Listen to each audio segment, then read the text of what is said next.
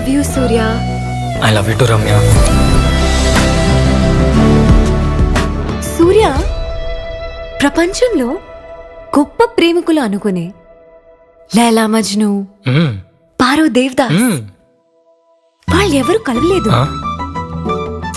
అందుకే వాళ్ళ ప్రేమ చరిత్రలో నిలిచిపోయింది తెలుసా. మనం కూడా గొప్ప ప్రేమికులం అవుదామా సూర్య? సూర్య అమ్మా అమ్మా అంత వద్దమ్మా.